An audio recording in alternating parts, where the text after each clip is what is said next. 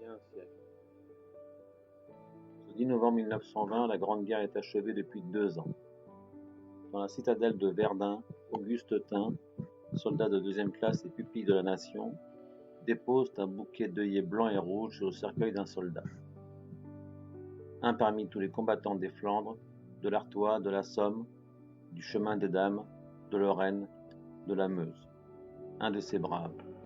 Un des poilus qui participa à une interminable guerre. Un de ces Français qui œuvra à la tâche incommensurable de la victoire. Un parmi des milliers qui est devenu le soldat inconnu. Le 11 novembre 1920, le peuple de France l'accompagne solennellement sous les voûtes de l'Arc de Triomphe. La patrie, reconnaissante et unanime, s'incline respectueusement devant son cercueil en saluant la mémoire de tous les soldats morts sous le drapeau tricolore. Quelques mois plus tard, il était inhumé. Depuis 1923, la flamme du souvenir veille, nuit et jour, sur la tombe. Chaque soir, elle est ravivée pour que jamais ne s'éteigne la mémoire. La sépulture du soldat inconnu est devenue le lieu du recueillement national et le tombeau symbolique de tous ceux qui donnent leur vie pour la France. Cet anonyme représente chacun de nos morts et tous nos morts en même temps.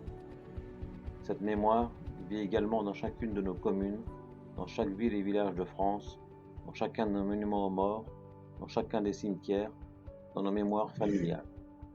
Elle vit dans l'œuvre de Maurice Genevoix, qui entre aujourd'hui au Panthéon. Le président de la République l'a souhaité en l'honneur du peuple de 14-18. Maurice Genevoix n'entre pas seul dans le temple de la nation. Il y entre en soldat des éparges, en écrivain et en porte-étendard de ceux de 14. Il y entre avec ses millions de frères d'armes, ceux dont il immortalisait le souvenir, l'héroïsme et les souffrances. Il y entre avec toute la société, de la première ligne à l'arrière, mobilisée face à l'adversité et qui a tenu avec une admirable endurance.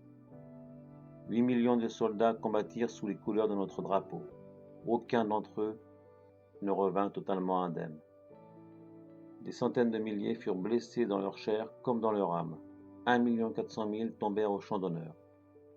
Nous ne les oublions pas, inlassablement, nous les honorons.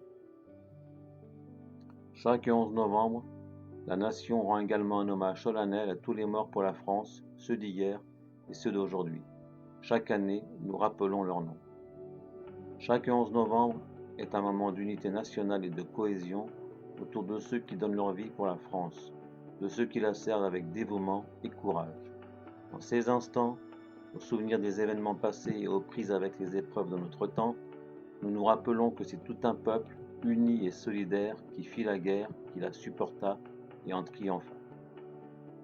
Discours de Geneviève Darrieussecq.